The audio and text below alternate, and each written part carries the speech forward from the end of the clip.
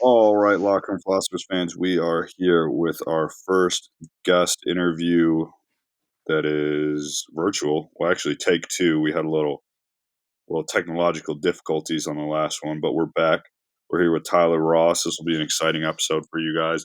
Tyler was a D1 track runner at the Eastern Michigan University and Auburn University, and then transitioned over to doing some personal training, some coaching, some real estate investing, and now he's got a farm where he comes to us live from in Gordon, Georgia. Give it up for Tyler Ross. Thank you guys for The having me. crowd goes crazy. Hey Tyler, thank you for coming back on and being patient with our virtual setup here. Really appreciate you guys having me. Yeah, for sure. So, Tyler, let's start off from the beginning. Tell us about growing up in Latrobe, Pennsylvania. So originally my mother was adopted. So I don't know a whole lot about her biological side of things. But growing up, my mom left whenever I was really young. She left whenever I was around 2 or 3, and I grew up with my dad. My dad had a lot of drug problems. He was involved in heroin and eventually passed away when I was 11 years old.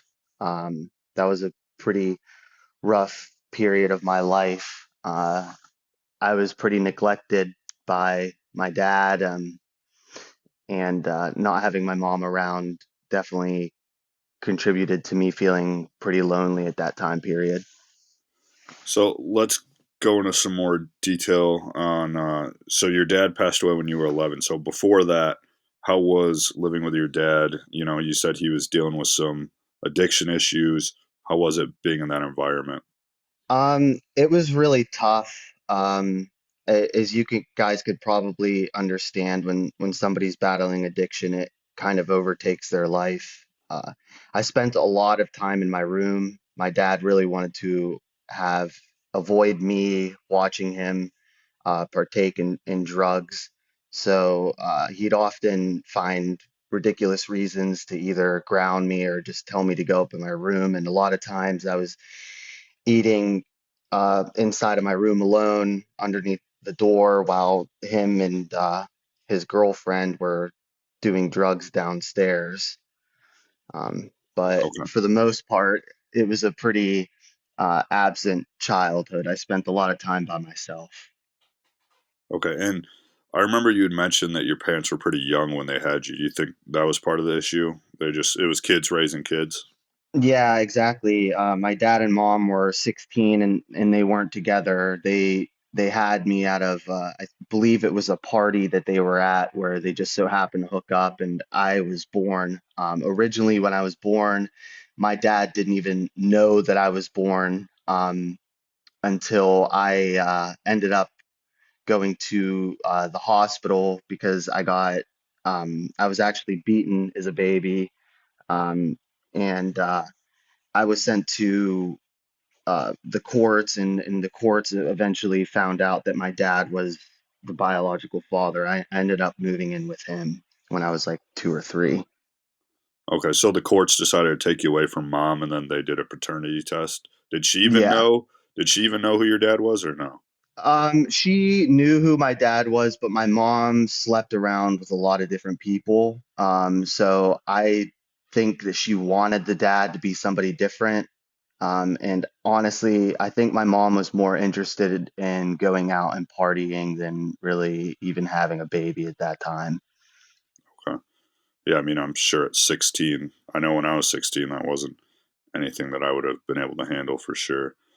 Um, so at what point, I know later you're going to go into this that you kind of re met your mom when you were 18, but at what point did you kind of piece all this together? You know, your kind of When creation story, I guess we'll say. um piecing all together, you mean piecing pieces of my life together? Well, in terms of like your mom wasn't like basically that the courts had to figure out who your dad was, and then that's how you ended up with your dad. And he clearly didn't really, he wasn't too invested in raising. Yes, exactly. I spent a lot of weekends at my grandparents' house, which would be my mom's adopted parents. But what exactly were you trying to ask me?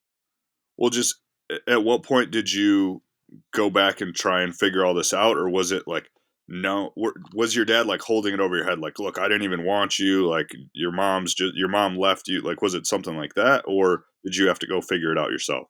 I had to figure it all out myself. I think that I was being told a lot of different perspectives of the story, and I don't even know how exact I have the story. There was a lot of animosity. Hmm. So my dad never spent a lot of time talking about my mom, mentioning my mom.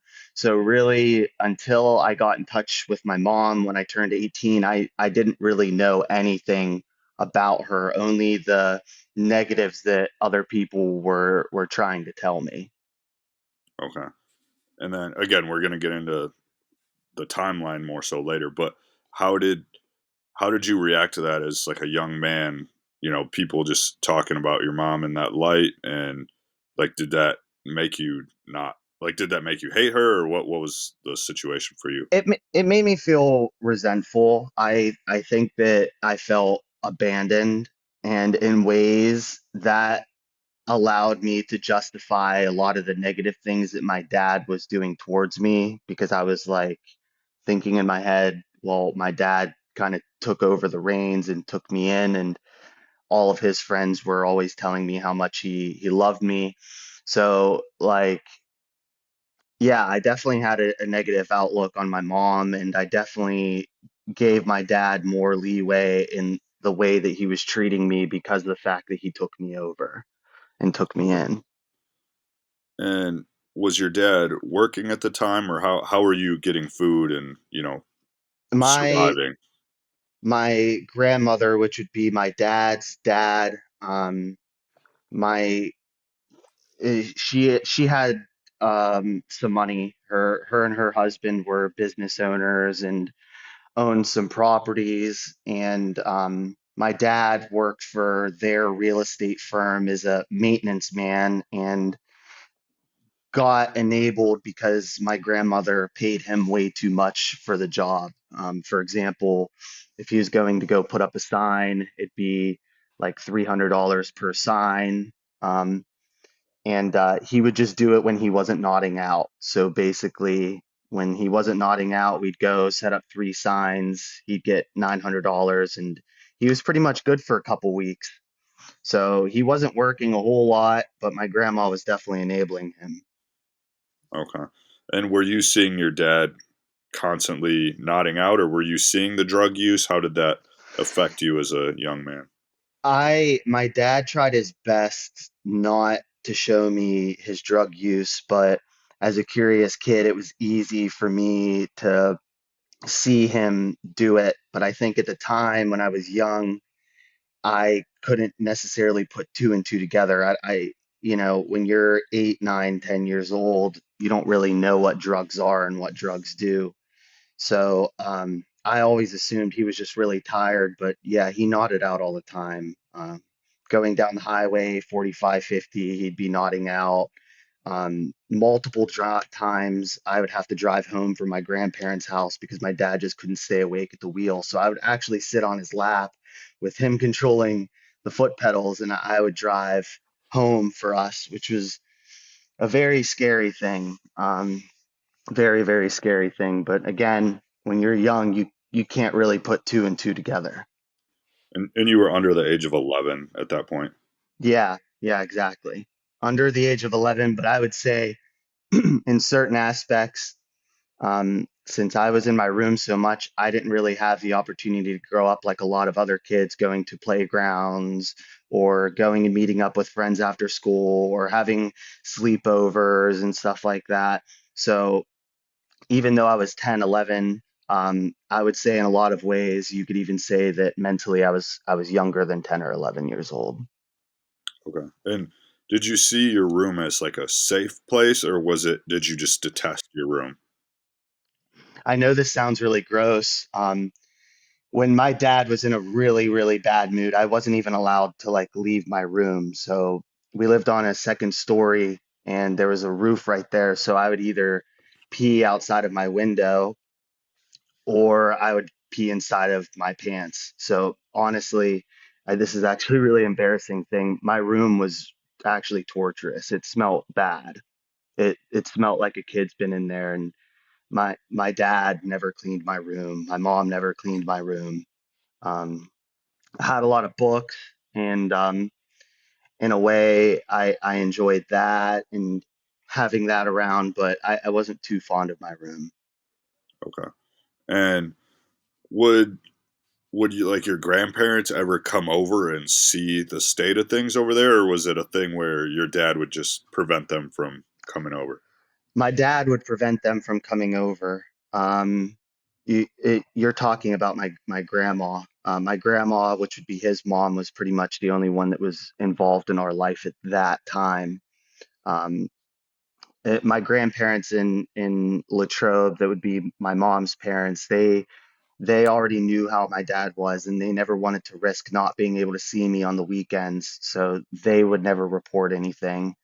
And my grandma, my dad's mom, whenever she came over, um, I think that she was trying to put him in treatment or something at the time, but I'm not exactly sure how that whole dynamic worked. Okay. And what I've never been to Latrobe. Is that like a common?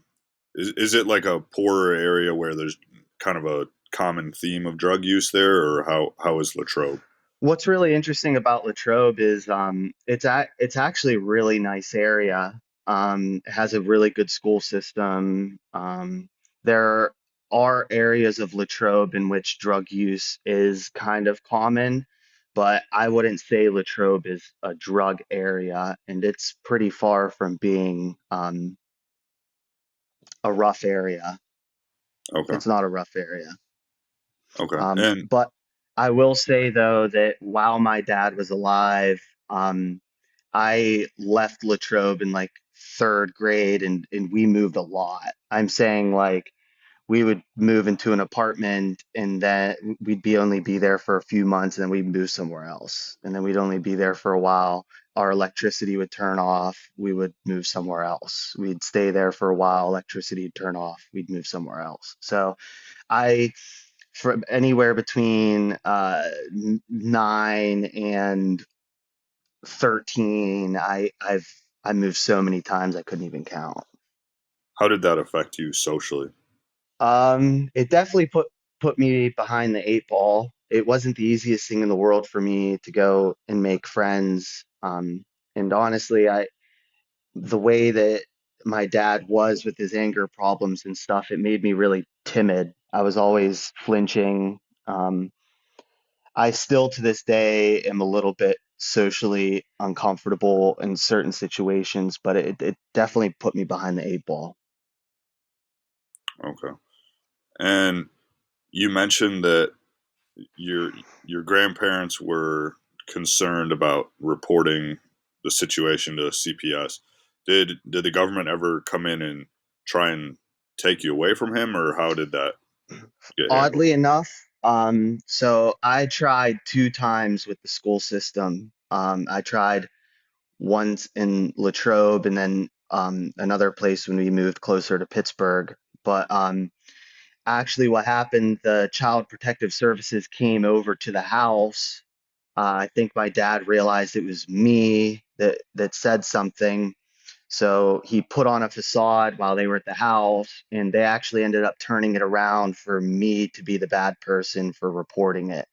So I'm pretty sure he said something to CPS like I was lying because I didn't get what I wanted, and CPS never did anything for me. Okay. What was that reporting process like going through the school? I went to the guidance counselor one day because my dad left me in a car in the middle of of a place that I didn't know where I was. He left me in a car for a day, and I told the CPS people about that, and or the guidance counselor about that, and they contacted CPS, which then came to the house. Okay. And was there, like, when you were going off to school, was there anything like your dad would make sure you looked kept up, or to protect the facade, or how, were you still like smelling like urine and all this stuff going to school?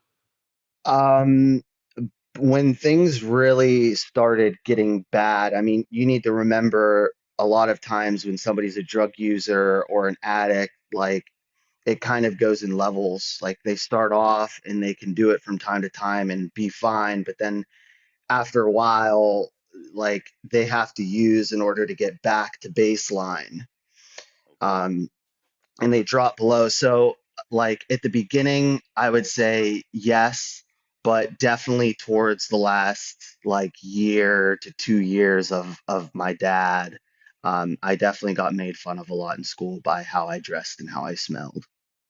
Okay. And how did you react to that? Um, I it put me in a dark place. I didn't have much to do to react. I couldn't, you know, tell my dad how I was feeling. I couldn't tell really anybody how I was feeling. So it definitely made me feel very, very trapped. And what did you do about that? Did you ever end up, like, were you fighting a lot in school, or were you just, did you go the opposite way and just kind of take it and stick to yourself? I took it and stuck to myself. And yeah, I took it and stuck to myself. And to be honest, I didn't talk to many people about it because I felt like if I was to talk to somebody about it, it would somehow come back onto me the way that it did whenever I was talking to CPS. So Mhm. I kept it in for pretty much the entire time. I think whenever my dad passed away and I started to open up about these things more, it actually kind of hit people where they least expected it. I don't think that they anticipated on all of that being the case because I kept it so quiet. So when your dad passed away, you did start talking about it to people, or like who did you talk to about it? I started asking my grandmother and my grandparents why they didn't do anything about it. Um, so I started talking to them about it, but my dad's mom could never accept it. So I really didn't talk to her about it too much. But and I would start kind of telling certain friends here and there, but in a way, I've always kind of been reserved about it because I never wanted to feel like I was throwing my problems onto somebody else. Okay. And So where do you think that came from? That feeling of not wanting to put your problems on somebody else and to internalize it. I think it's because even when I was doing right for the longest time, I was always told that I was doing wrong. Or so I never wanted to be a burden to somebody. I think that the entire time I was with my dad, it felt like I was just like a way, I was in his way in his life. Um, so I think that even today, that still kind of sticks with me and kind of makes me hesitant to start talking to people about how I feel about things. Okay. And how was school for you at this point? Did you look forward to going to school, or was it a place where you were just, oh man, I'm going to get bullied? Like, I just would rather stay in my room, or were you looking forward to it? Oddly enough, I still looked forward to it.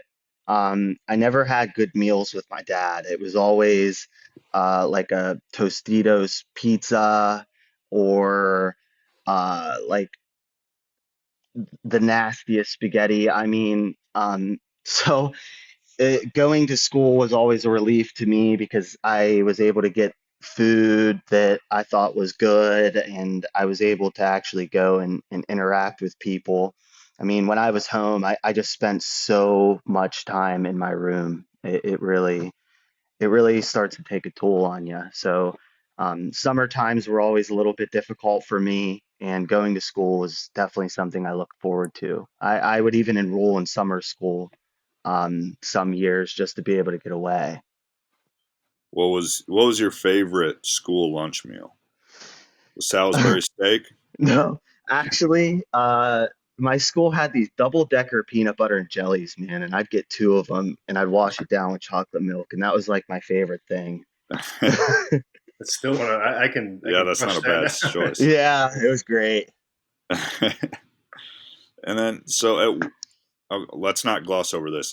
Your dad died when you were 11. Was it an overdose, or what was the situation? My dad passed away from a motorcycle accident, oddly enough. Um, that day was a very weird day too.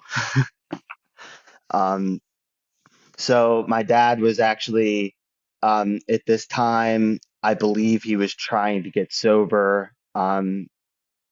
So he was with this motorcycle group and he was going to go to a parade. And I was out with his girlfriend and her kids, going to see her kid play football. I was never allowed to do sports, but my dad's girlfriend's kid could do whatever she want or he wanted to do. But anyways, we went to go watch his game, and when we came back home, my dad still wasn't home yet. Um, so we actually took a walk to the park, and then when we came back, the neighbor came outside and said there was something wrong.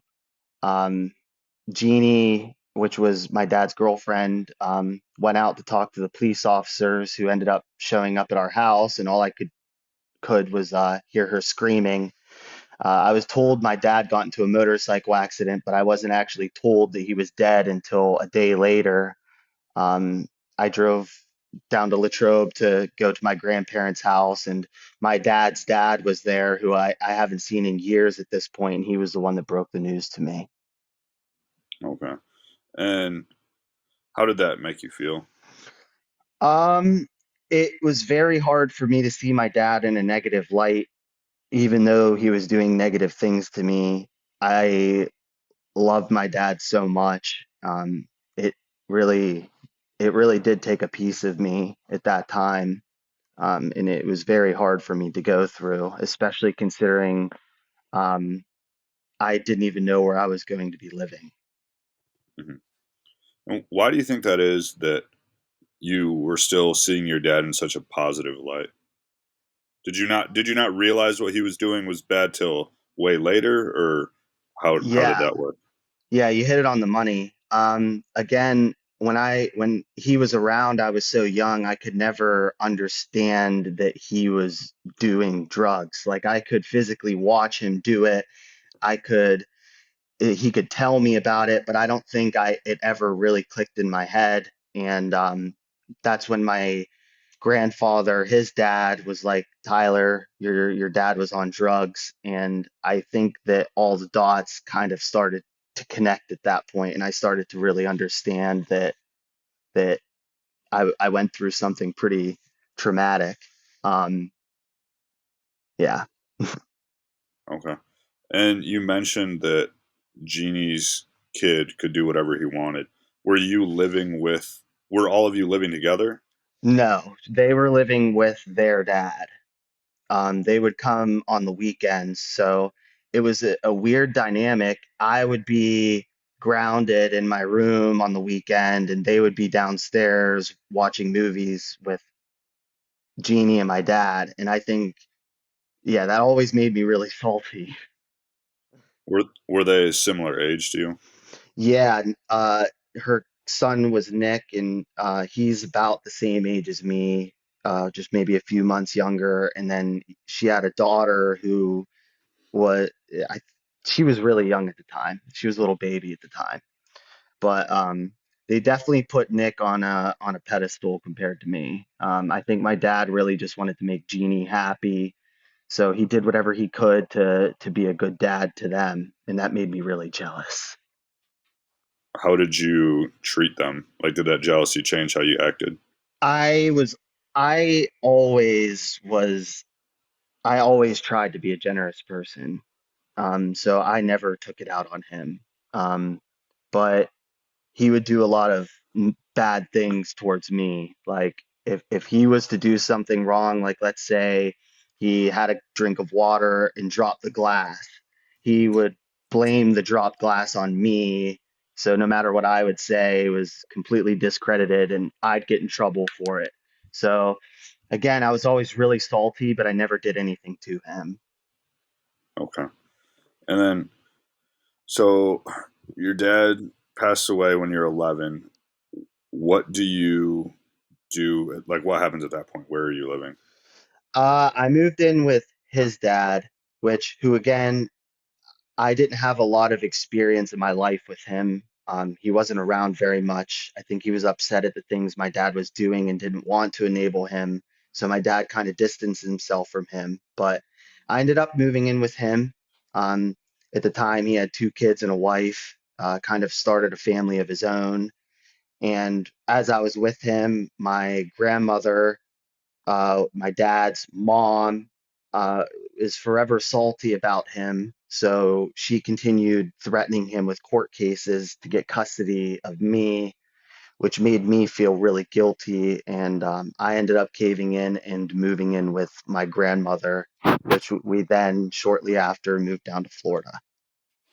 Why was she so dead set on having custody of you? My grandmother spent a lot of time at the bars. And when my dad died, she was prescribed lots of antidepressants, and she ended up really developing a dependence on both of those. So I don't think that she ever really was thinking in a clear state of mind. But I think from my grandmother's perspective, she wanted to get custody of me because she figured she could prevent me from turning out like my dad did more than anybody else.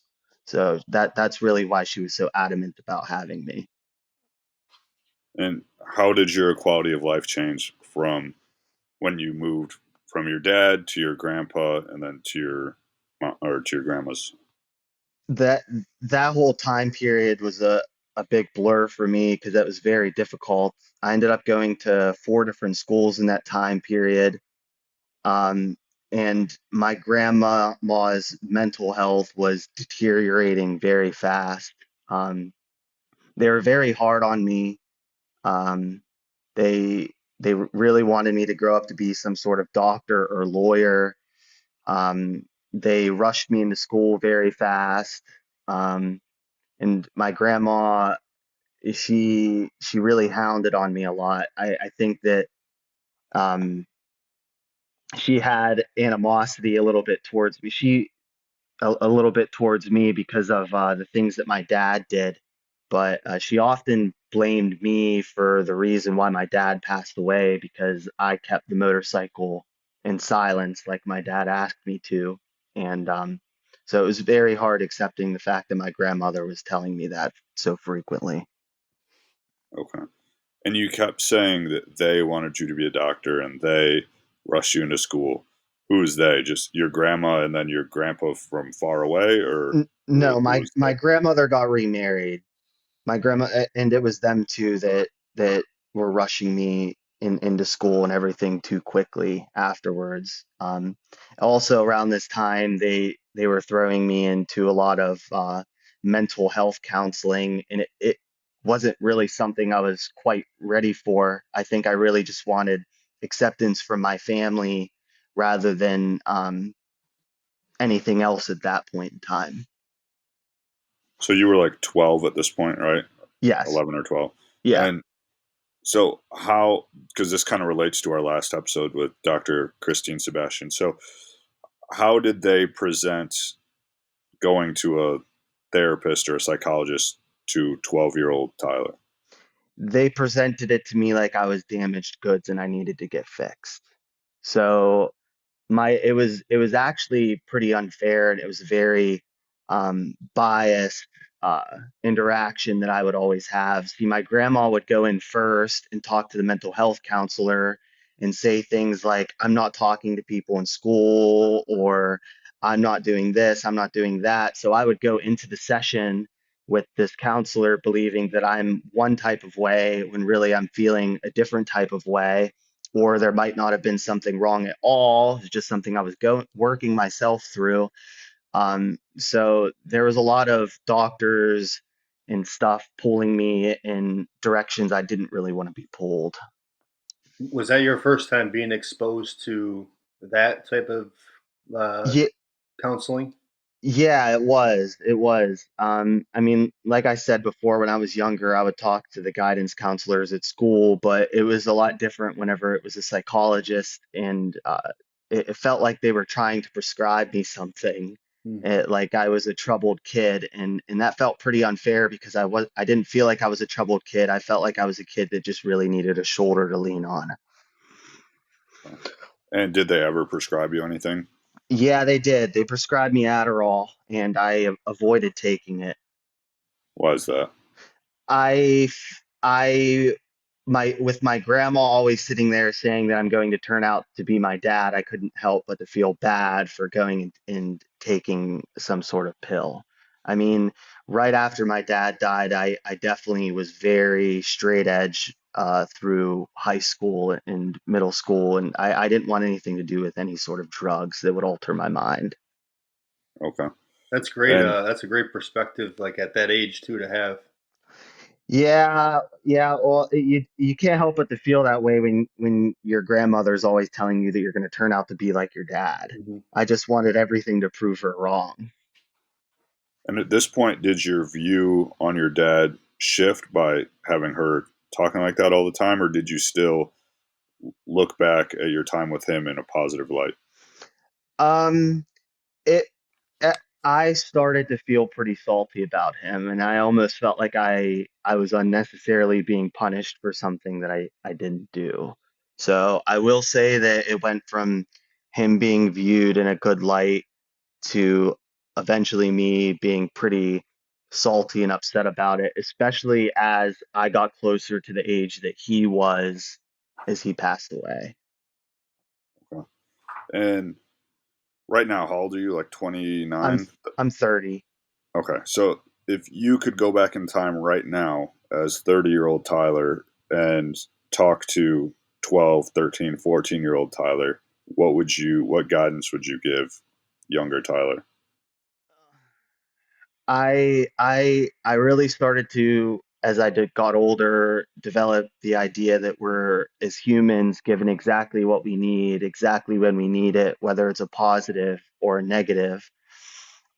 So I that's pretty much what I would instill in my younger self.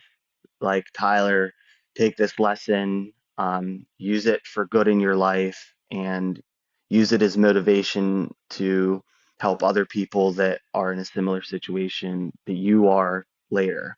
So that's probably what I would say. Okay, awesome.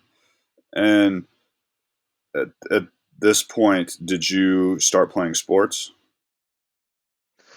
Yeah, I moved down to Florida, and about seventh grade, I started doing sports, and football was actually my first love before track was. Okay, talk us through that. How did being on a team make you feel? Um, Being on a sports team definitely allowed me to get away, and it made me feel like a part of something bigger. I started taking sports very seriously shortly thereafter, for sure.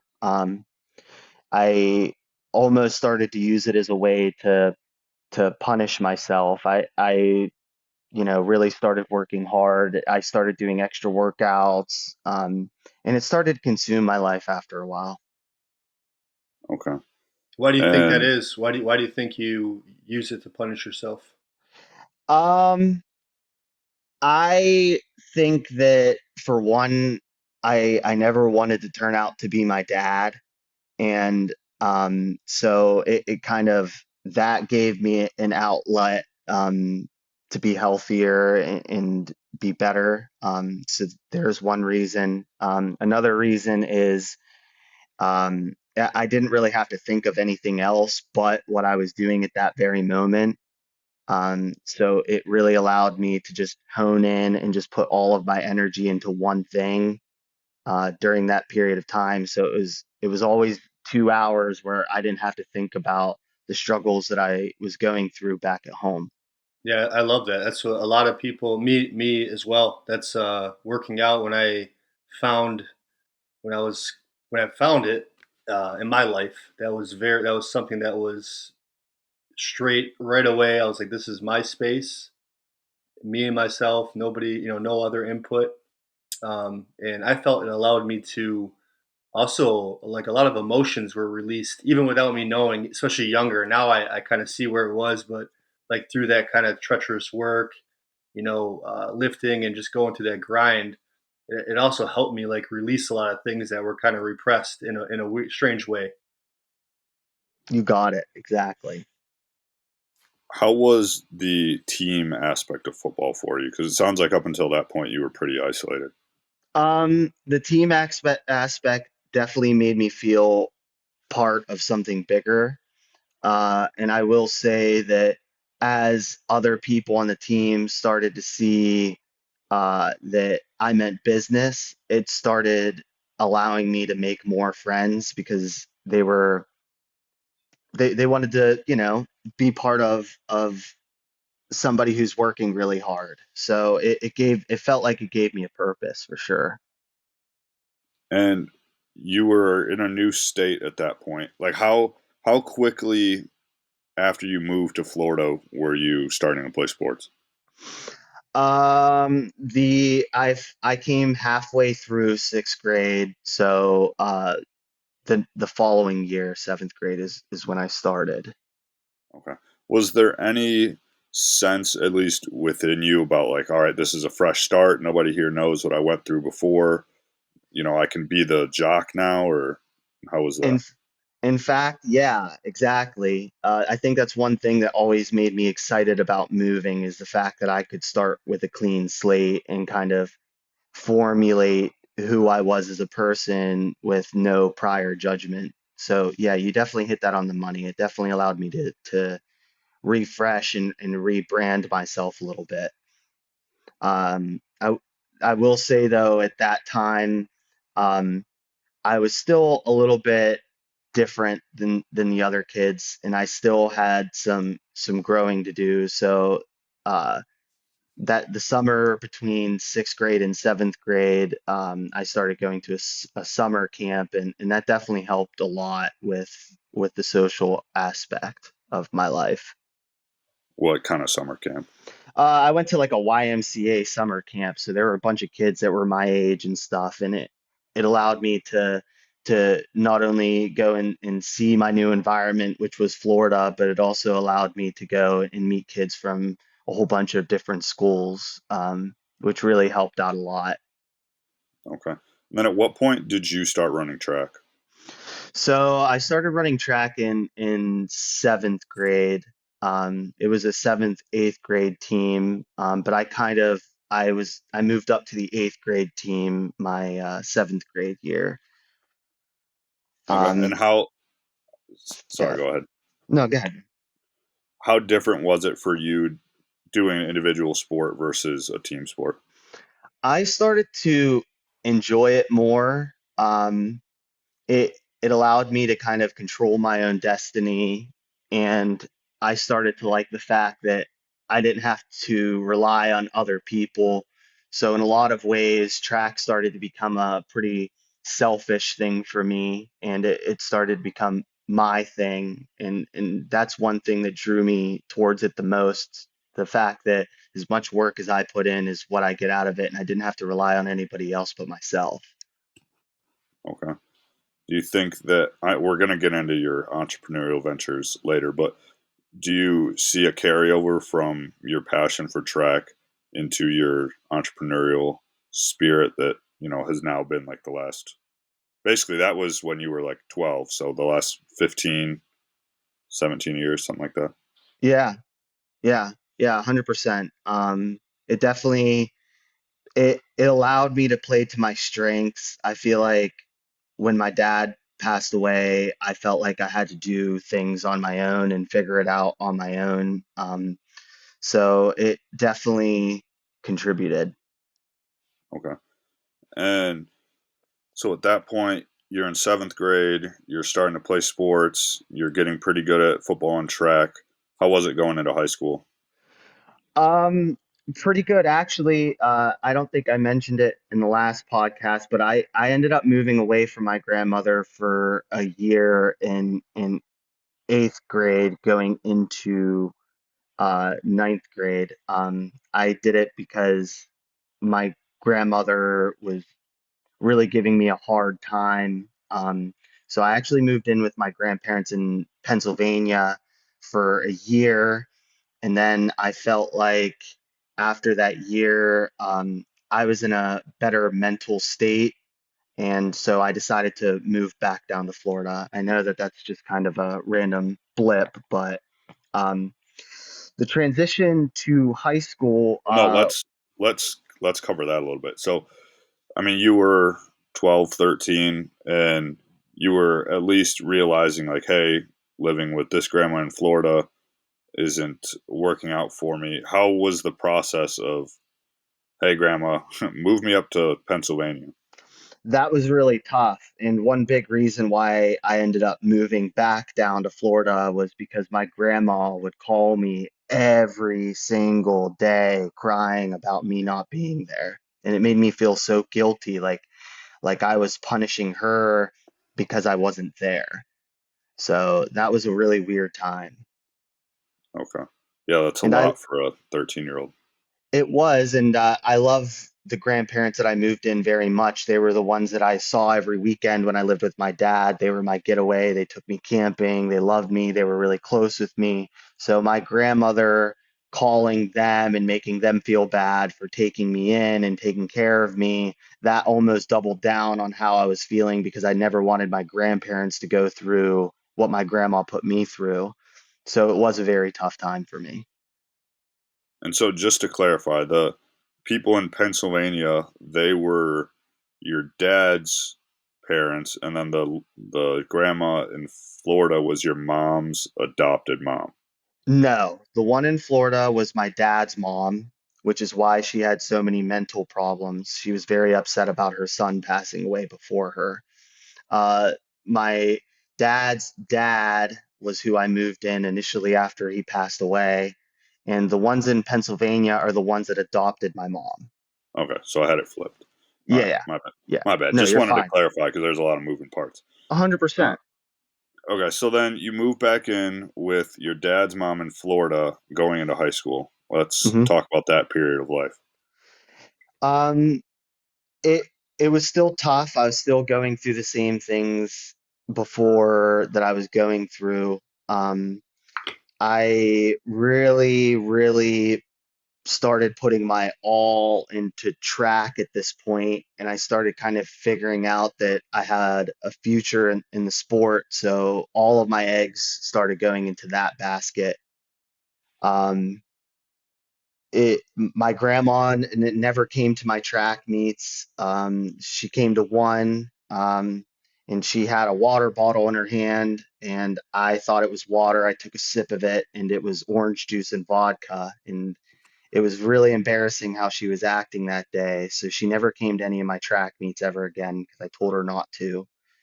Um, so I did feel lonely in regards to my athletic career and my family life, but other things started opening up for me. Like I feel like I started to see who I was a lot more. Um, Leaning on track was an awesome getaway because I was spending summers and stuff working out, so it was able to help me get away. But high school was not an easy period for me by any means. Okay. How were things socially at that point? Things started looking up. I don't think a lot of the people that were around me knew that I was going through a lot of things that I was going through, but I will say that I definitely had a decent amount of friends, and meeting girls was not an issue for me. So things were looking up in that aspect. Okay. And how was school? Was school a focus at all?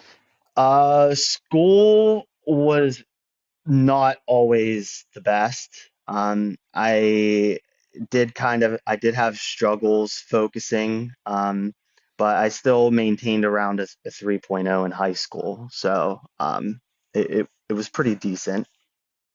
Was your motivation for doing pretty good in school, was it the fact that like you just liked learning, or was it all right, I need to do all right in school so I can run track at the college level and get out of here?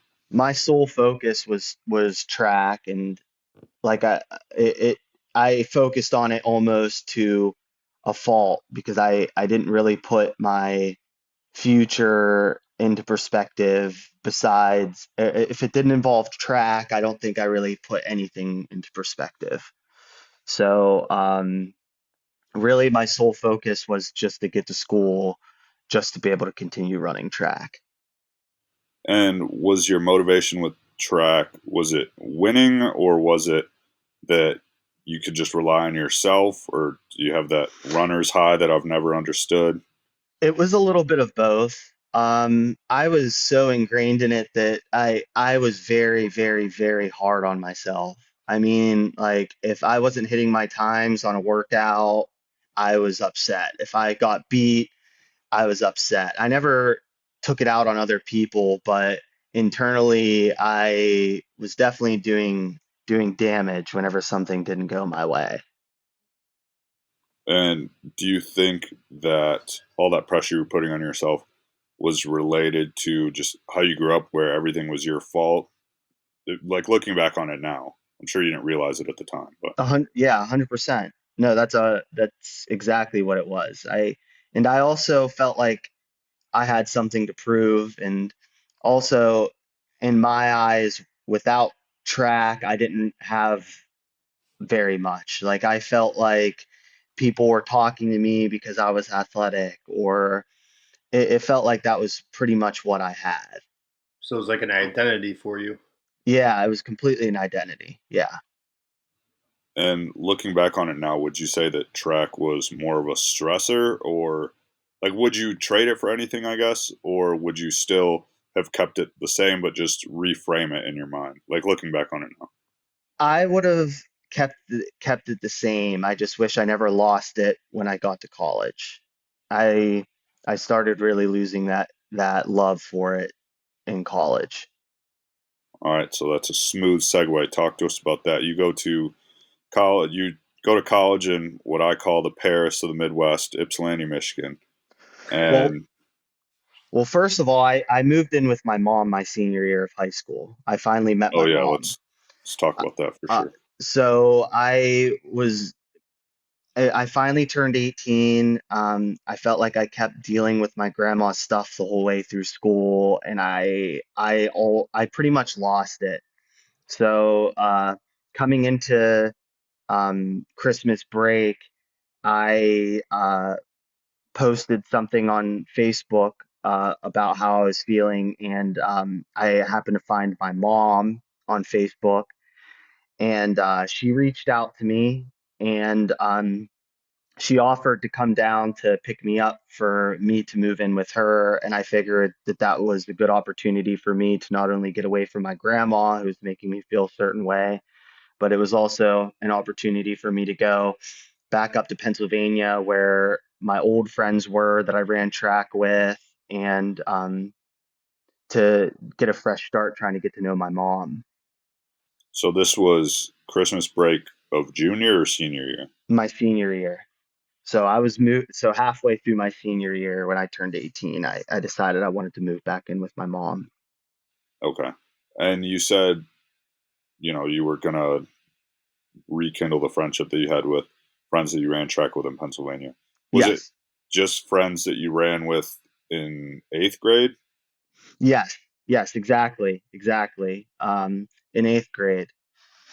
Okay. Um, yeah, And so that was Jeff, right? Which is how I even figured exactly, out who you were. Okay. exactly. Yep, All right. So shout out to Jeff Elam.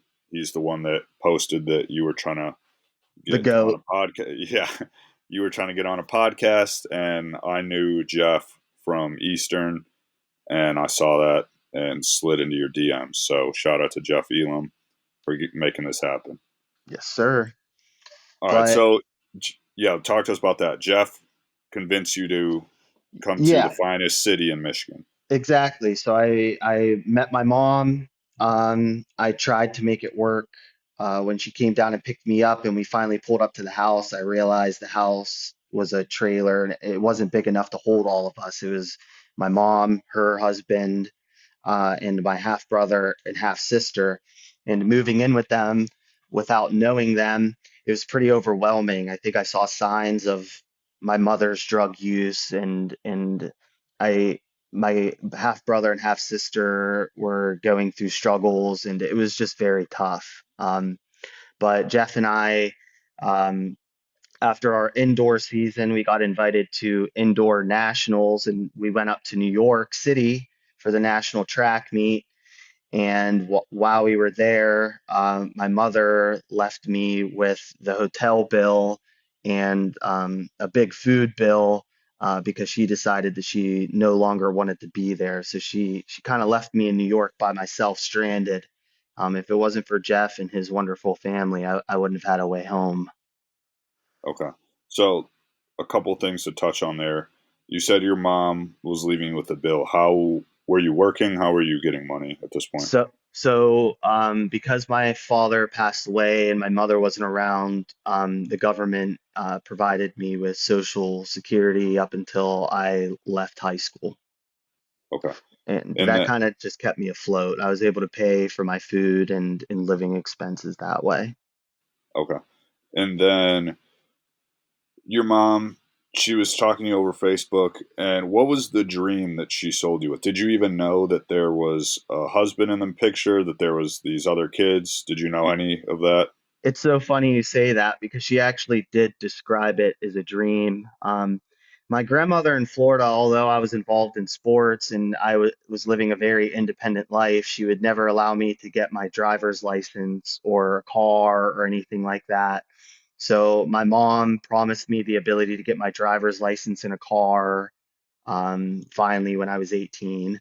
But and she talked about adding an addition onto the house to give me a room and how well they're doing and that they have a good job. But when I came up, her husband was finding scrap metal in somebody's abandoned junkyard and was scrapping the scrap metal for money, and my mom was collecting disability even though she was very capable of working. So it was a weird dynamic for sure. But she definitely talked it up to be a lot more than what it was going to be. And how was your relationship with your step siblings, your half siblings? Well, it makes me feel bad because I I almost took how I felt about my mom and almost reflected it on them. So I almost prevented how close I allowed them to get to me. And that it makes me feel bad because it makes it feel like I am punishing them for not getting to know their older brother. But at the same time, it was very hard for me to see the benefit in getting to know people that I felt like there was no positive in getting to know any of them after a while. What was the age difference? Um, Mikey, my younger stepbrother, I believe at the time he was probably like 12 or 13 while I was 18, maybe even 14. And Courtney, my younger sister, was about 3 years younger than him, 2 years younger than him. Okay. And then, is your mom still alive? Yeah, my mom is still alive. I don't know what type of drug use she was involved in her past. It was obvious that there was something a little bit off, but she did get into a really bad ATV accident with some guy and now has brain problems. And I haven't really heard much about her from there. Okay. Did you ever get clarification as to why, at the age of 18, she decided to hit you up? I think that she was feeling guilty, and it sounded a lot easier bringing in an 18-year-old than it actually was. Um, I think that she got caught up in an idea rather than what reality was, for sure. Okay, gotcha. So at that point, it's your senior year. You're at this track meet. Jeff in New York. Jeff brings you back to Latrobe, and then what was the deal with going to college? Um, well, Jeff and I, we were inviting each other on visits. Like I got an invitation to Pitt, so I asked him to come to Pitt with me. But not long after, he ended up getting a call from Eastern and signing with them, and he convinced me as well to go. He was like, Tyler, you should go. Let's run together. Let's keep it going. And it sounded really good because I'd have a friend as a roommate. So that's when we decided to go to school together. He sold you on Okay. Paris. Yeah, he did, man. He did. And honestly, the people at Yipsy were great when we went on our visit. They were awesome, very down to earth. There was a wide variety of people, a lot of different culture, and a lot of different ethnicities. I really enjoyed going to Eastern. All right. So talk to us about that. You were there. Was it 2012 to Yeah, 2013? yeah, I was there 2012 to 2013. Um, I was straight edge before going to college, but I kind of started falling into a bit of a trap. I started drinking a lot while at Eastern. Um, and I started partying a lot and doing things I otherwise wouldn't have done. Okay. And how did that change? How did that change your outlook and then also your performance or your focus on track? I started getting I started getting pulled into a pretty dark place. I mean, I ended up getting injured while I was up there. I had a great indoor season, which is around this time. I believe it's uh, January through February or something like that. I had a tremendous indoor season, but then I got hurt, and plus I was drinking all the time, pretty much every weekend. So I definitely wasn't in the best place. How did that injury affect you mentally? The injury affected me a lot. At the time, it felt like track was who I was, my identity. I didn't even know what I wanted to go to school for. So that was actually a really difficult thing for me to go through, especially considering that I consider track to be such an intricate part of my life, and not having that 2 hour getaway all the time was really tough on me. I have to use the bathroom, guys. Is that okay? Yeah, Yeah, you can Mike, pause. just hit the Yeah, pause. yeah, I'm for sure. sorry about that. All right. So you got injured, and this was your freshman year at Eastern, and you said that affected your mentality big time because your whole identity basically was around being a track athlete. What was your move at this point? I didn't feel like I resonated with my coach there in Michigan. I was definitely running way too much mileage for what my body was ready for. And so in my head, um, my biggest opportunity was to transfer out.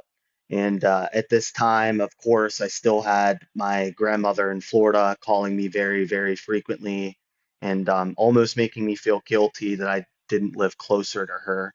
So that's when I started making a list of schools closer to her, but not close enough as to where she would physically drive to me, but close enough as to where I could drive to her if she ever needed anything. Okay, and that landed you on the University of Auburn, right? Or is it At Auburn University or University of Auburn? Auburn University. All right, I knew that sounded weird. Um, all right, so how was the transfer process? You had to say bye to all the people in Ipsy, obviously. Yeah, and that was very hard. I some of the best people I have met in my life have been in Yipsy, but yeah, I had to approach the coach to sign a letter of release, and he definitely wasn't too pleased about that. Did you guys have some kind of a debrief about how, maybe you shouldn't have been running so much, or was it Yeah, just all right, I'm out? yeah, our coach at the time, it was a different coach than what Jeff had, oddly enough.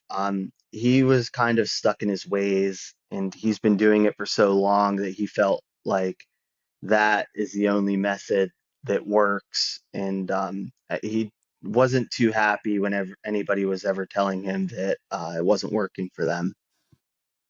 Okay. So are you a year older than Jeff then, or no? No, I'm the same age as Jeff. Okay. All right. And then, so you transferred down to Auburn. How was that? What was your initial impressions of going to a obviously much bigger school? Oh, it was at first when I first arrived there, I was elated. It was like football season, so going to the football stadium and seeing all these people that were such big fans and had such love for the school, and being a part of the SEC was a very exciting thing for me. It definitely was a huge eye opener going to a school with so many students. It definitely was a lot bigger than Eastern was in terms of size. Okay. And how were you treated as an athlete there versus at Eastern? Um, Oddly enough, it was a there was there were still some problems in the South. Um, I will say that. Uh, I'm talking in terms of um, like in the South, if you weren't part of let's say a fraternity, if you weren't a white fraternity kid, it was it made it a little bit harder, if that makes sense. Um, so I mean, although it was a bigger school and there was obviously a wider variety of options of people, I will say in order for you to really have the in, at least at the time that I was there, um, being a football player or a white fraternity person was definitely, yeah, they were getting all the benefits. Gotcha. So how was track there? Did you have a better experience?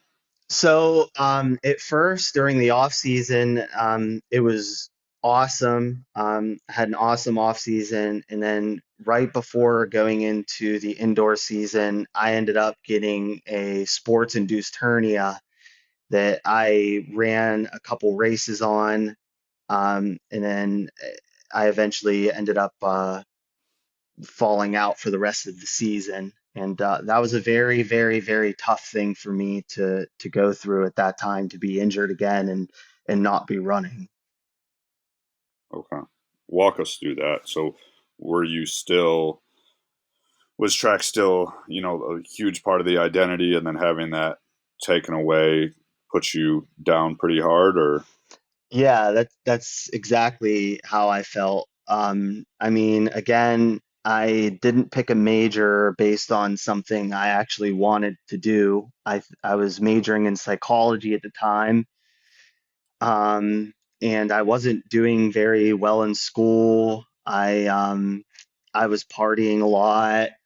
Um, I definitely was not in my best place at that time. And it also it's one of those things where when you lose trust in a coach, it really affects you really bad. And I was definitely going through that. you didn't trust the coach, or the coach didn't trust you? A little bit of both. A little bit of both. I mean, it it was very hard sometimes for coaches to accept whenever an athlete was injured, and that pressure makes you want to get back into it sooner, which then gets you hurt worse. And that was just a never-ending cycle for me that entire season. I really wanted to get back, but the more I was pushing myself, the more I was hurting myself. Gotcha. And so what did you do to cope with those issues? I definitely started drinking a lot. And then going into that summer, I went down to Florida and I started smoking a lot of weed and I drank a lot that summer. When I came back from that summer the following year, that'd be going into my junior year.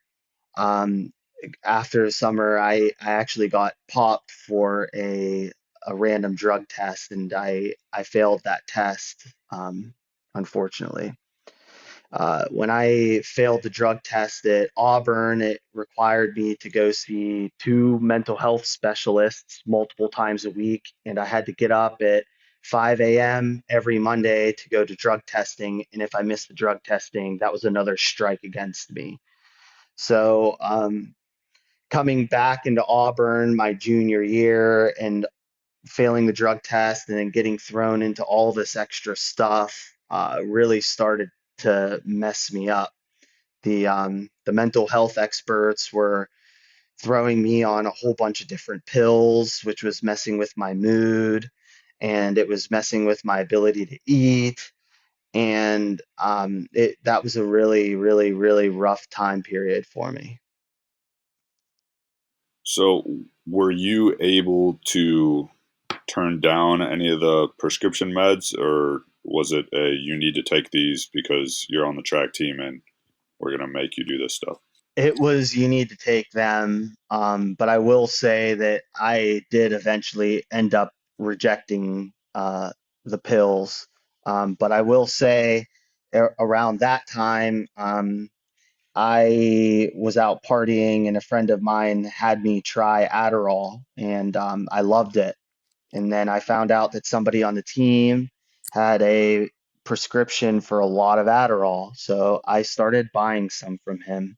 And it that was a very, very, very slippery slope for me. I went from doing like one or two a day to doing it all day to eventually I was snorting around 1,000 to 1,200 milligrams of the stuff throughout the whole day and staying up all night and going to practice the next day and not eating and skipping class and that was a very, very tough time period for me. Did it start Um, off from oral? Like, were you like orally taking them, and then you kind of exactly. okay?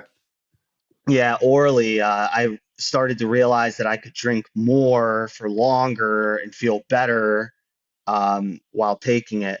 So it's like I really liked mimosas at the time, so I'd buy like two bottles of $5, $6 champagne and some orange juice, and I would just drink those two bottles and snort Adderall all day. And it really, really messed with my head. Um, I still remember I was talking to a girl at the time, and I went out to the bars and I saw her with another guy, and I lost it. Um, I think that I was also feeling really lonely at the time, um, because although I had friends and stuff, it didn't feel like anybody was facilitating my emotional needs. And when I saw her with another guy, I went back to the dorm room and I left a note on my computer for my roommates. And I went and found the highest parking garage I could find. And I climbed up to the top. And then the police came and picked me up. And I, uh, yeah, it was just a really bad time for me. So, what happened there? So, did you get committed, or No, it actually, they almost made it worse for a small time period. So what they did, they reported me to the school, who then called my grandparents in Pennsylvania, the ones that I dearly, deeply, deeply love. And it made me feel really guilty because I don't think that my grandparents ever anticipated getting that kind of a phone call. And it made me feel bad because I didn't even like to dump how I was feeling on those grandparents. I always wanted them to feel good, and I felt like I betrayed them. So that was very tough. Okay. And so, did that experience lead you to doing more drugs or less drugs? Well, there was just one day, I was on the ground, um, looking for crumbs of any crushed up stuff that I might have missed. That's how bad it was getting, and it led up to the mirror, and it forced me to look into the mirror. Anytime I did drugs, I didn't want to look into the mirror because I always saw myself in the higher light, and it made me feel bad. But I looked in the mirror and I looked at myself and I started looking at what I was doing, and I really started reflecting a lot. And I just completely quit cold turkey right there. Did you have withdrawals? I did. It wasn't easy to sleep and it wasn't easy to do anything, but for some reason, I had a newfound motivation. The day that I got picked up by the police, the following day, the track coach was also told about it. And in the track coach finding out about it, my best friend at the time, Adam, found out about it. So this chokes me up every time. But Adam and my coach, they came and took me out to eat, and I was told that Adam cried finding out that I was going to do this, and it made me feel like there were people that were out there that really cared about me, and it definitely made me reflect a lot on who I am, my life, and what everything means to me, including him. And things really started to change for me. So I mean, I appreciate you sharing that with us for sure. Um, so was the main thing that kind of put the shift in your mind, was it the fact that someone, in this case Adam and your coach, cared, like knowing that they cared, or was it something internal? It was a little bit of both. Um, I feel like one thing that I was blessed with some of the hard things that I've been through is I am pretty good at reflecting on things that I do that aren't healthy and aren't good. And I, when I start to feel something, I feel it very strongly. And so it was a little bit of both. Okay. And I'll go back to a question I asked you previously. If 30-year-old Tyler could go back in time to talk to however old you were, like 21, 22-year-old Tyler, at that point in your life, what would you say to your prior self right now? Um, I would say that you need to play to your strengths and realize that family is what you make it. Yeah, family is what you make it. What does that mean to you? So at the time, I definitely felt really lonely because it my grandma in Florida, it's like when she called, it wasn't because she was checking up on me. It was so she could vent about her problems, and it it really made me realize that I could start leaning on people other than my blood relations. Like the fact that Adam was upset that I was going to do something to myself. It just, yeah, I don't know how to explain it. It just really made me reflect. Do you Oh, think for it sure. allowed you to open yourself up and trust somebody as well? A lot more. A lot more. Yeah, a lot more. I will say that I do kind of have trust issues still, Hmm. in certain aspects, but yeah, it definitely helped me feel that I could trust people a lot more. So, how long was this period of time where you were snorting Adderall and that kind of took over your life? That was about 3, 4 months. Yeah, that was about 3, 4 months. Okay. And then when you look back on that time period, what like what is your reflection on that time period? Just a lot of pain internally, or what do you think about that when you think about it? Oddly, oddly enough, my mind naturally wants to block a lot of negative things out. Um, Meaning like a lot of these time periods that I'm talking to you about, a lot of it's a big blur to me. And I can really only see the big moments that happen during those time periods. Like I still to this day will get a memory on Facebook that I don't even remotely recall because my brain is pretty much completely blocked that out of my head. It's kind of unusual actually. I mean, that's your brain wants to protect you, so it's a good Mhm. defense mechanism. How was track going at that point? Track was not good. I was surprised I was able to get through workouts. I did run pretty much that whole season. I did have little injuries here and there, like strained muscles and stuff like that, but I got through it. But I definitely will say that my love and passion for running and track definitely has subsided by this point in time. Um, no longer did it feel as much of a release to me as it felt like a 9 to 5 job, especially considering the fact that I was getting up on Monday mornings and then getting drug tested and then going to an addiction counselor and then going to class all day and then going to run track in the afternoon and then go to study hall in the evening that was required. It really started to feel more like a job and it definitely made me lose my passion for it. Did the drug test, not test for Adderall? No, they didn't actually. No, they didn't. And it could flush from my system in 24 hours. So if I knew what date it was, I could just do it like the day before and I knew that I would be fine. Okay. And how was school going at that point? School was not good.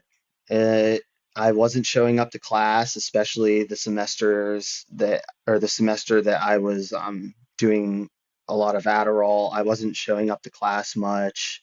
I always had an excuse. I lied to professors to try and push back exams for me. Like it definitely was not a good period in terms of school. Were you still a psychology major? Yeah, yeah, I was still a psychology major. And at this time, I was also going through uh, a lot of courses in my psychology that was explaining the jobs you could get for the amount of schooling, and it was really involving us in what it takes to be a psychology major. And around this time, I was starting to realize I don't know what the hell I'm going to do. Okay. So was this what semester was the main one where you were snorting Adderall? It'd be the first semester of my junior year. Okay. And I So probably then, ended that semester with probably like a 1.9, like just enough to be able to compete. okay. And then going into the end of your junior year and into senior year, how were things going at that point? I met a girl, and she definitely boosted me up a lot. Her name was Tiffany. She was on the softball team. Um, I don't even know if she realizes how much of a light that she was in my life at that time. She had a great family who were very supportive of them and very supportive of me. And things really started to look up for me during that time period. Um, Track was more in the back burner of my mind. Pretty much my life consisted around my girlfriend and getting better mentally and getting better at school and things were turning up a lot better my senior year. But I will say that I never got back to the glory years of my track years, and it that never ended up panning out to be what it was before. Okay. And was your identity less about being a track athlete at this point? Yeah, I started trying to formulate who I was as a person a lot more. I don't think the people around me realized how much of a transition period in my life going to college was for me. Is like other people, I understand they got independence for the first time as well, and all of this stuff, but um, it it was a really substantial step for me because the fact that I didn't feel like I had anybody helping me or guiding me along that way, and giving me positive reinforcement and stuff like that. So I was really starting to figure out who I was as a person at that time. And what did you discover? Um, I, s- my trauma definitely started showing a lot more. Meaning like my my trust issues. I did have a little bit of a shorter temper. Um, but at the same time, I was also realizing a lot of my strengths. The fact that I was getting really good at talking to people, the fact that I was very good at being self-sufficient, and I definitely started recognizing more strengths of mine, which is a plus. Okay. Did your And did your psychology major, did that help you in reflecting a lot more, like in figuring things out? Yeah, but in ways it also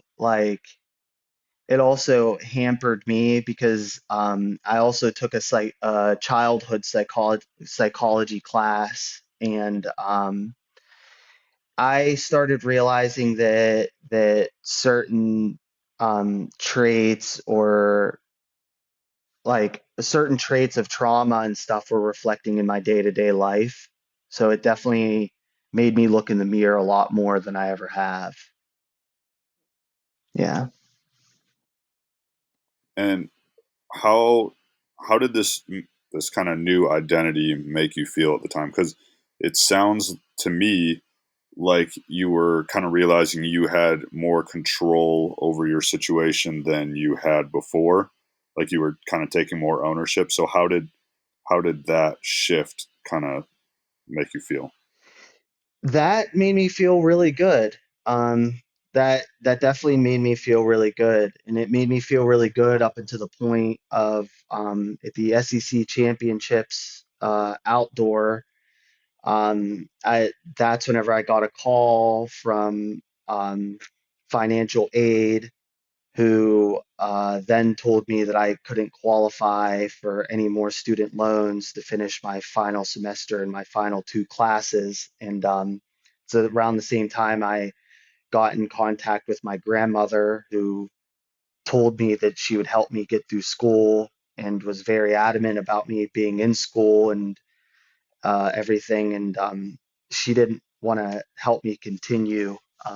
My grandparents in Pennsylvania, Latrobe, they were the ones that were helping me sign for student loans, and they, they, yeah, my grandma in Florida wasn't really helping with it. Um, but yeah, I found out at that time that I couldn't continue going to school, and that put me in a pretty rough spot because I didn't have the opportunity to finish out my courses to get my final two classes to get my degree.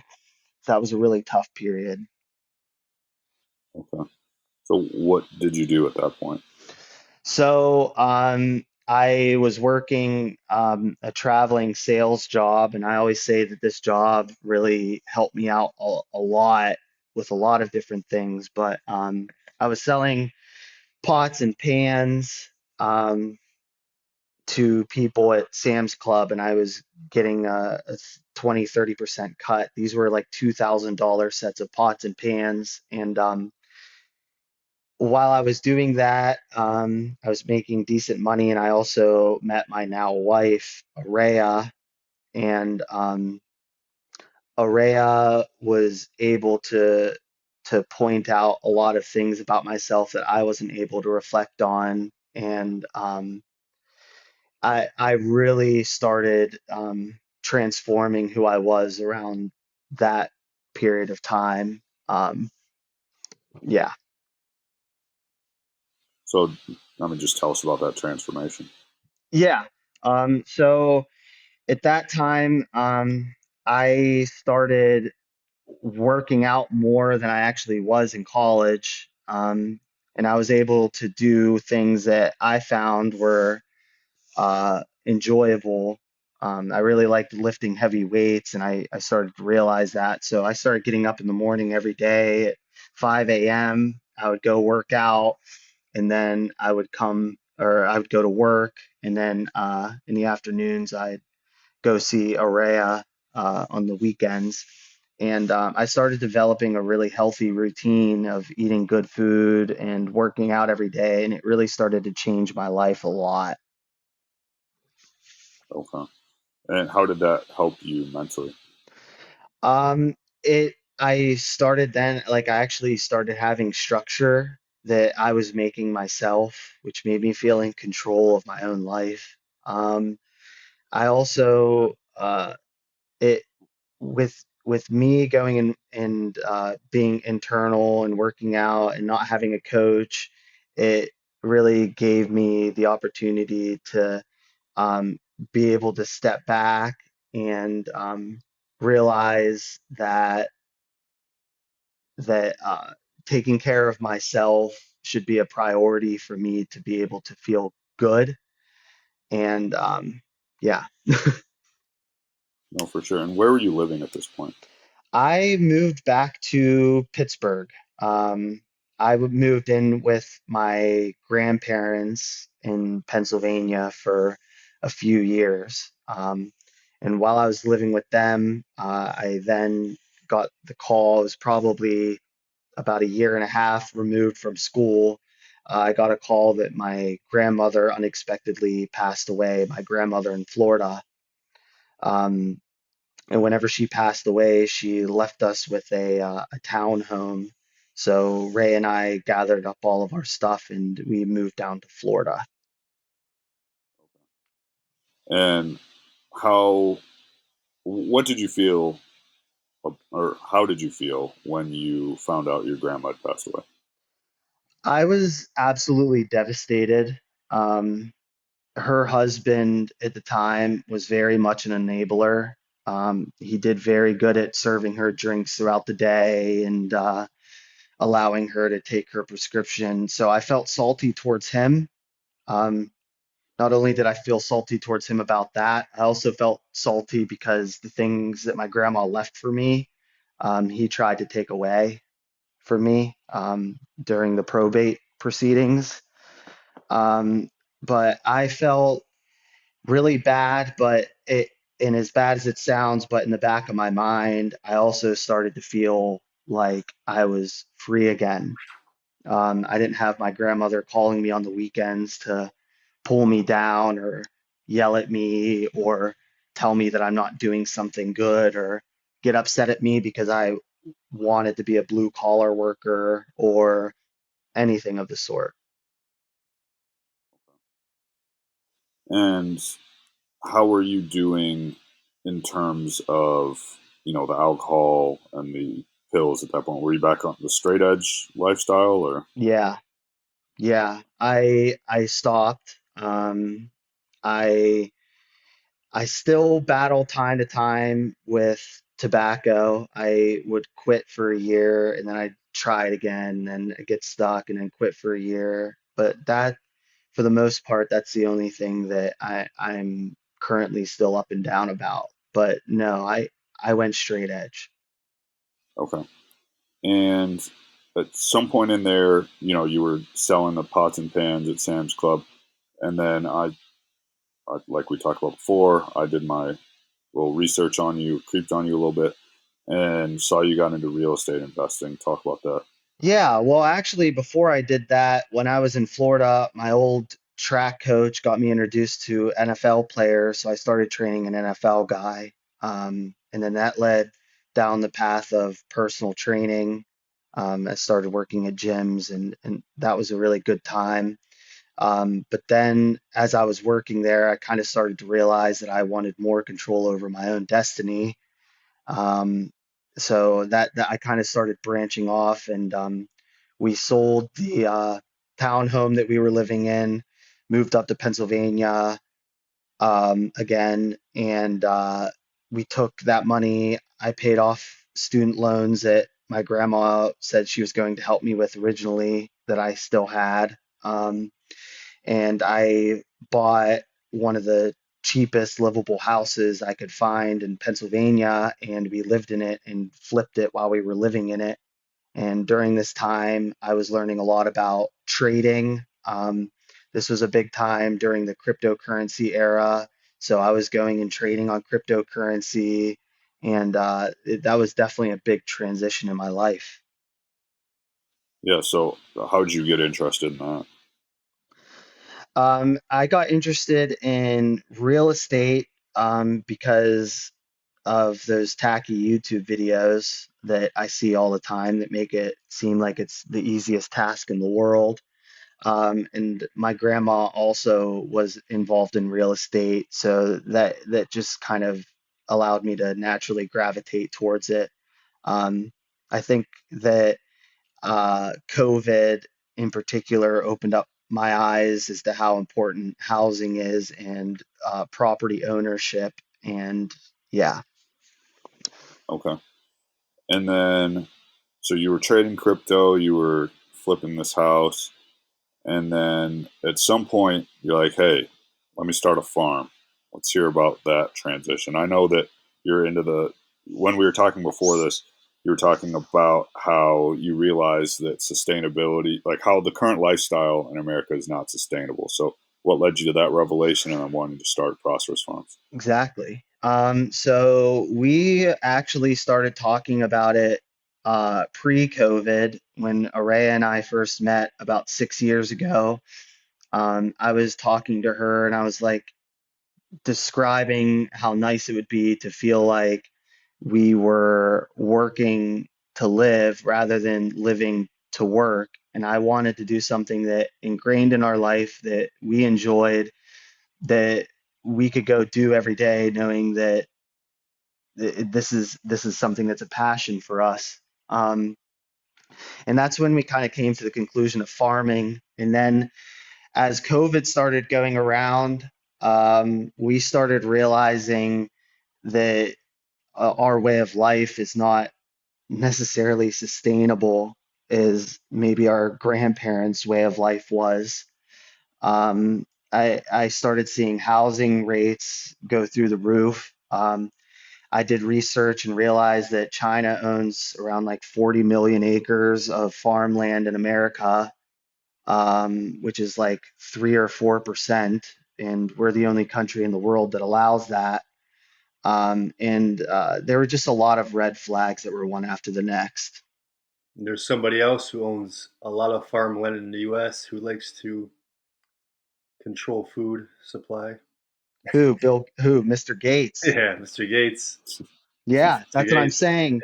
Yeah, That's a scary thing of in my eyes, especially considering that modern day farming methods are not sustainable as well.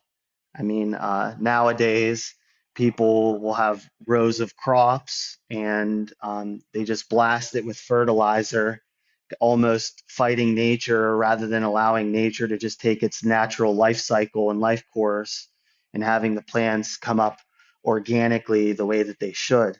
There's no biodiversity in the farm systems.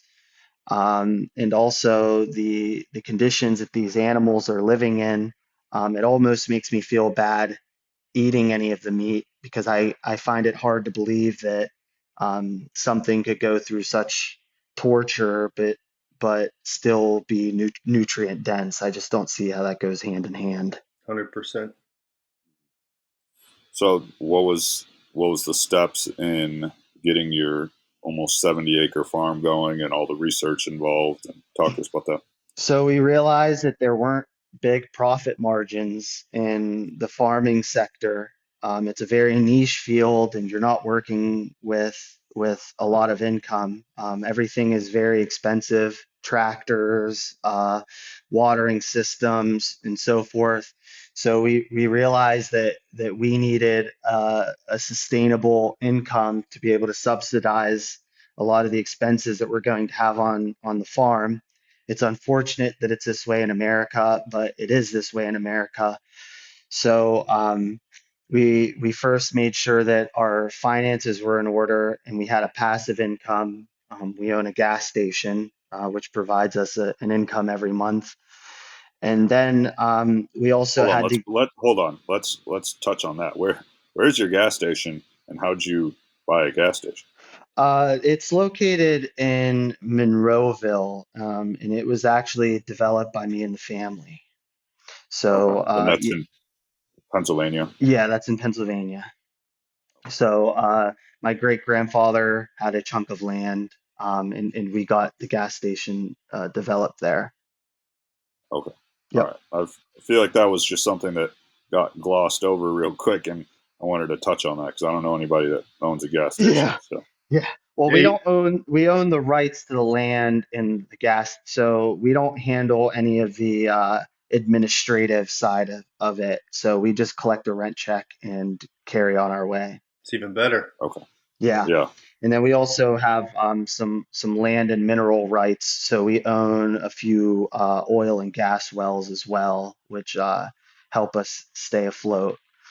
Um, yeah, so that was really the biggest thing, getting our finances in order. So as I said, right after school, I had a crippling college debt. I was in the hundreds of thousands, and that's whenever I learned a little bit about Dave Ramsey and his methods. And when I say quite literally, my wife and I were eating rice and beans for many years. We were eating rice and beans for many years.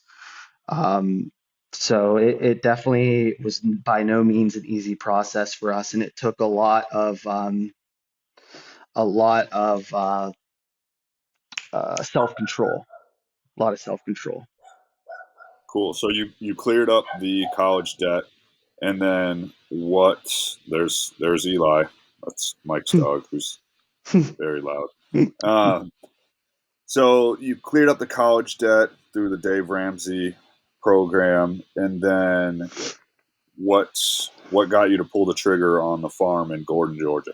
Well, we got a bunch of I made so I sold the house that we were living in for around 100,000 over what we purchased for, and I put around 10 grand into it, and it also covered all of our living expenses.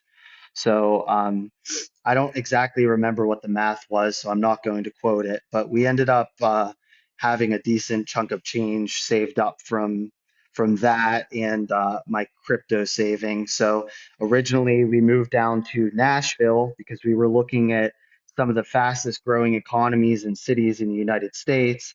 And while we were in Nashville, we realized just how expensive real estate has gotten. So then we did a nationwide search to find an area in which we could get land for the best price, but yet still be close to a major city. Like here, we're about an hour and a half out of it, south of Atlanta, and land is definitely very cheap here, and the economy can definitely use some boosting in this area.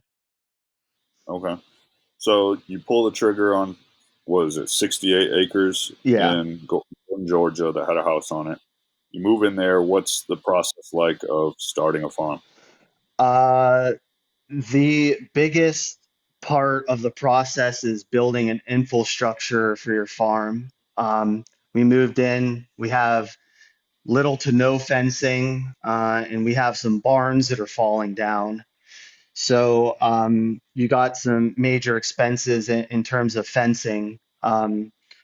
So we have about 20 some acres that we need to get fenced in.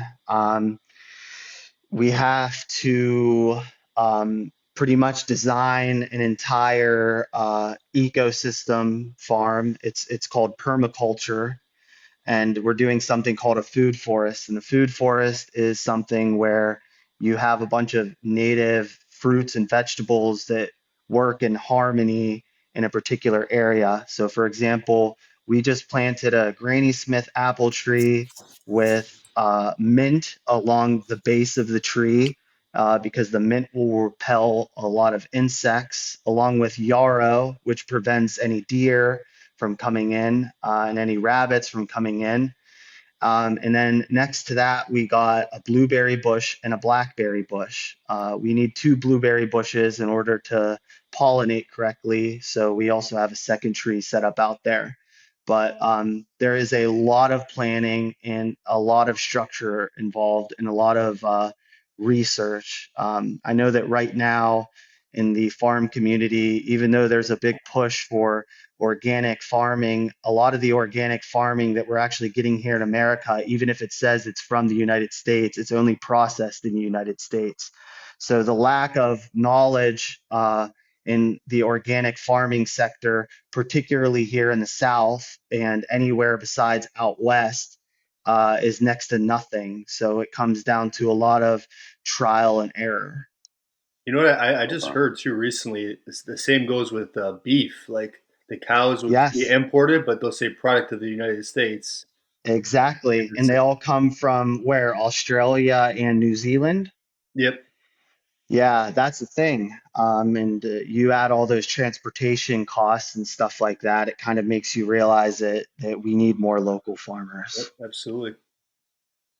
all right, so Mike is into the permaculture stuff as well. Well, he knows more about it. I'm definitely supportive of it. So, Mike, I know you're just chomping at the bit with some questions Oh here. man, so like during it was like during COVID too, because I've always wanted my thing. Even right now, it's land. I'm trying to get land, and then with COVID happening and everything, it just kind of put a magnifying glass on that whole thing, like shifting me. You know, I have some rental properties and stuff, but now I'm just like, I don't care about getting another rental property. I want land. I want a lot of land. Um, and I want to eventually do the same kind of thing, whether it's something for just me and my family or something that grows bigger. But I took it was his name was Brett James. It was like a permaculture course online, and just like learning about how how amazing nature is when it just doesn't. It's like when you don't interfere and when you just let it work how it's supposed to work. It's like you were mentioning earlier. Like there's so many things that you could plant instead of spraying that will like do the job of, and then it helps create more harmony with the whole thing. And then even walking into forests, I'm like, how does the forest, like how does it maintain itself? You know, it's like always, it's never overly, it doesn't get overgrown to where you can't really walk through. It always has like kind of like a maintenance thing to it. So, and then taking that course, I was just like, dude, this is where it's at. Even if it's, and the thing I liked about the permaculture is even if it's in a small, 40 by 100 lot, like you can do it there, or you don't have Hmm. to have tons of acres to do it. So yeah, to me, hearing about your story, looking at your farm, I was excited. I was like, this is the way. That's what's really interesting too, and that's a point to touch on. You mentioned that you also are in the market for land and stuff, and this is something that we realized, and we realize that if you look at the majority of people that are in our age group, they're not as financially as secure as they used to be. A lot of people are barely making ends meet at our age group after all of their bills. So that was another idea. We are trying to open up to an opportunity at some point to have other people come move onto our land and join us in what we're doing and hopefully have their own thing as to where we all can kind of work together as one community. I think that's something that COVID has showed a lot to me, and realizing that community is very important. And it's kind of ridiculous here in America how we all need to have our own stuff and a variety of own stuff. Like out here on the farm, it's like, why is there not just one tractor for three farms? It doesn't make any sense. I mean, I always have a tractor sitting. So, yeah, yeah, really cool. All right, so I'm going to read something off your website here, and then I kind of want you to explain it. So, on your website, it says that the farm is going to be more than a culinary destination, and that you want it to be an eco-conscious travel experience. What does that entail, and what was the inspiration? Okay, so as I was saying before, You have to get creative in the farming sector. There's not that many margins. You need to think it might cost, let's say, $7 for eggs, but that's what it costs to make the eggs a lot of the time. So in order to bridge that gap in the farming sector, it's showing that it's important to have other sources rather than just what you have. For example, um, like I could go and sell my beef, but in the end, I'd only be profiting, let's say, a few $1,000s by the time I pay for feed, water, and all this extra stuff. So our idea was eventually we'd like to have an all-inclusive Airbnb as to where you get to have food from the farm. You can come and camp out. You can go fishing at one of our ponds and basically have an entire experience built behind it. But it adds value to our farm because not only do we get a stream of income from the food that we're producing, but we're also creating an attraction. We're bringing people into the area, driving the economy, and it just leads to a list of benefits for us. Well, and that'll probably get more people to want to invest and do what you were talking about earlier with getting more people into buying land and stuff, because I'm sure Exactly. that's going to be an awesome experience. And even if they don't buy land from us, I think that we also just want to encourage more young people to want to go out and farm in just general.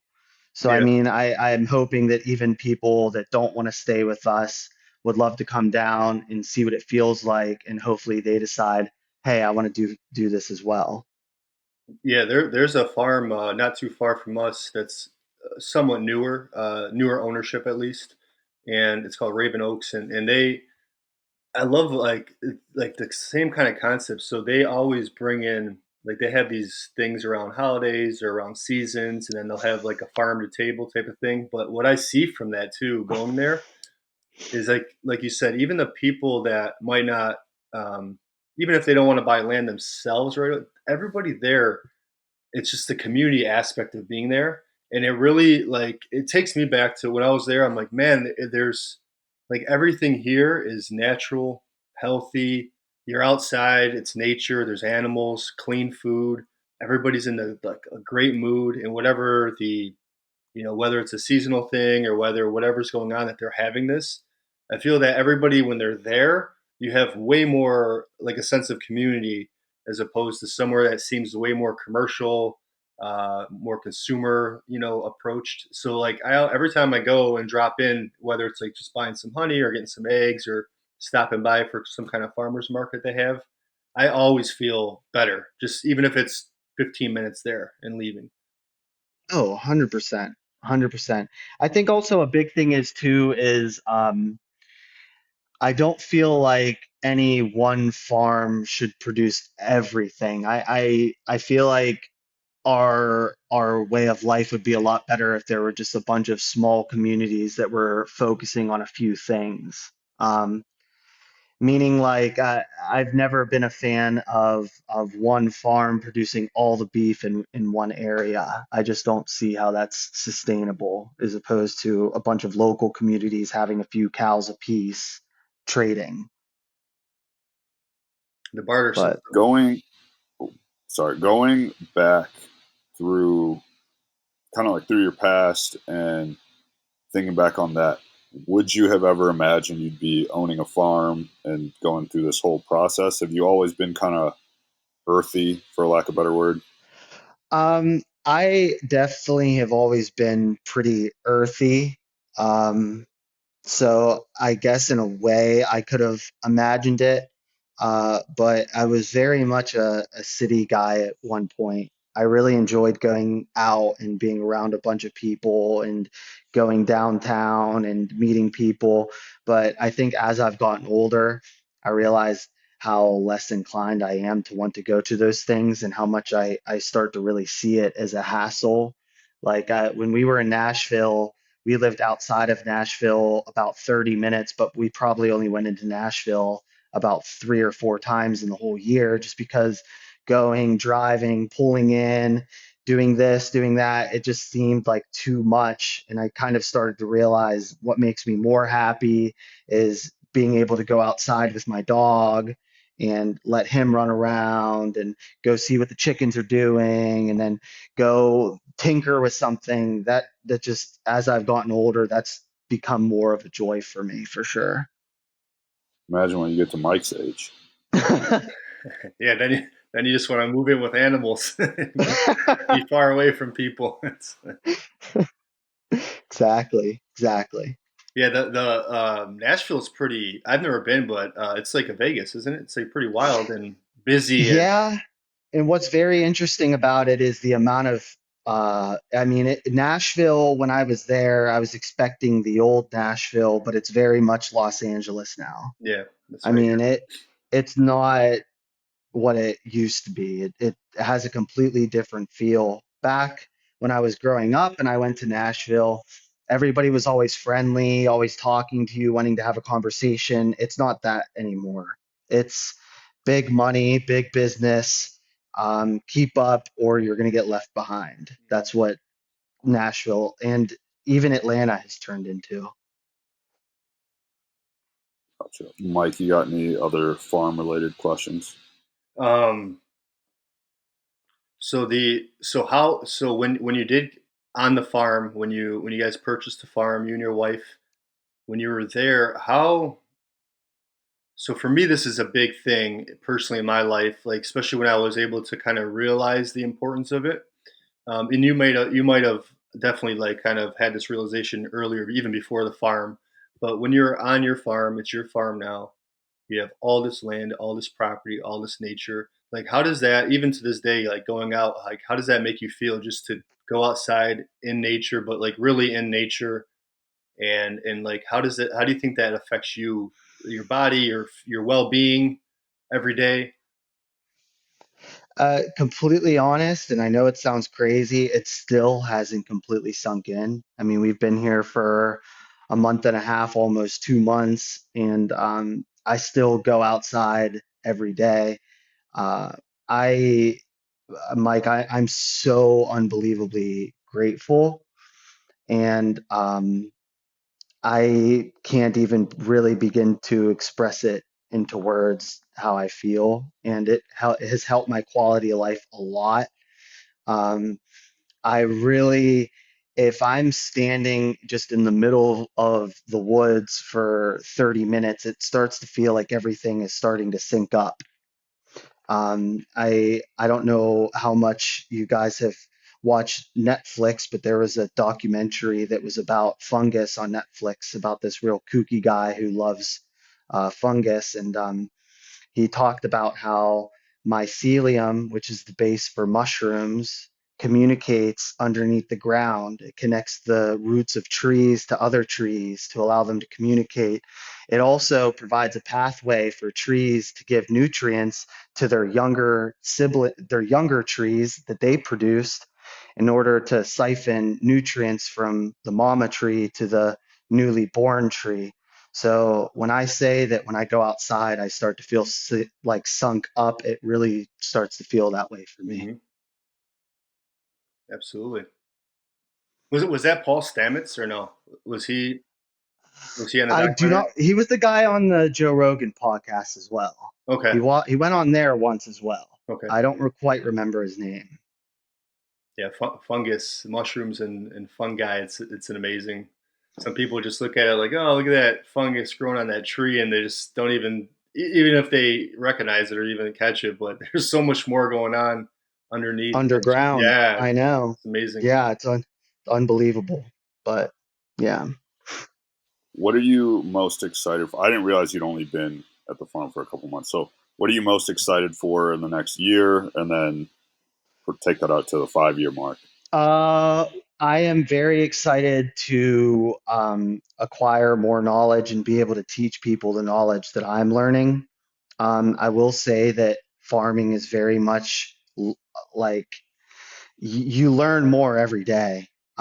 Just the other day, I looked at one of my chick's butts and realized that it was being pecked by another chick because it had a weird spot on its butt. I I mean, how does anybody necessarily prepare for something like that? Um, so yeah, I think that's definitely a very interesting part about farming is the fact that I'm constantly learning, even if I've read a book about something. So, speaking about preparing, how do you think that your past and all the trauma you've been through has led you to where you're at right now? And how do you think that's all the past trauma is going to lead to success in this new venture? I think it led me to where I am now, because I feel like my viewpoint on life has been a lot more simplified. Um, I don't feel like I'm going to be going through a lot of the same problems somebody in the middle of the city might be going through.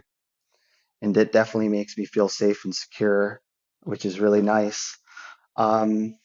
I'm sorry, what was the other part of the question? Just how you think that this is preparing you for success in this farming. Like, how do you think the past has led to the success that'll happen with this farm? It's made me very independent, and it's made me a very good problem solver. I know that there's going to be a lot of hiccups along the way in this farming thing, especially considering, like I said before, profit margins aren't very good. There's definitely going to be some things that I am going to go through in the future that I'm not prepared for. Um, and I definitely think that I'm set up to not be overwhelmed by the things that we're going to have ahead of us. Awesome. Mike, do you have any questions before he leaves us with some closing thoughts? Not so much a question. I did. So there's something that I like hearing your story. I want to thank you again for coming on and sharing. It's very inspiring. I think we're all, as human beings, we're all unique. We're all here to figure out our purpose, to find our purpose. I think you're on that path from what I hear, and I think you're going to do amazing things. I'm glad that I was able to meet you. Thank And you. there's something that came to mind, and I just want to read something really quick because, like, to me, this is like just hearing everything. I'm like, man, this is it right here for him. So it goes like this. It goes strength through adversity. The strongest steel is forged by the hottest fires. It is pounded and struck repeatedly. The fire gives it power and flexibility, and the blows give it strength. Those two things make it able to withstand every battle. And that's forged in fire. And that's something that, I mean, you were forged in fire, brother, and I feel it's something that I'm proud of you. I mean, um, and I'm you inspire me, so I thank you for that. Thank you. I appreciate you, Mike. I hope this is the future of a good friendship, and I hope you come down someday. Absolutely, I will definitely come. 68 acres, I'll I'll definitely come down there to visit for sure. I appreciate We it. got to have an in-person episode for sure. Yeah. All right, so Tyler, let's finish this out. What do you want the locker room philosophers out there in the world to learn from you, or just some closing thoughts that you have? Just basically summarizing this whole episode. Your closing thoughts. I want people to realize that um, you do have the ability to go and talk to people about things that you're going through, and you don't need to feel the need to hold it in. And the people that aren't going to listen and give you the time of day and attention are not the people that you want in your life, anyways. So know your value and know that there are going to be people out there that care about you, especially if you're a good person. And don't be afraid to speak up. Perfect. Thank you so Okay. much. And again, we appreciate you being on. I, I am kind of glad that the recording messed up on the last one because this one hit a little smoother I and agree. heavier than the last one for sure. So yeah, I'm glad the technology. I'm glad we're bad at technology because we were able to do this again, and we definitely got to get down there and see what you got going on. Yeah, guys, let me know. All right, for sure. Appreciate it. All right, thank All you. right, Thank thank you, you, Tyler. Tyler. Thanks, Mike. Thank you.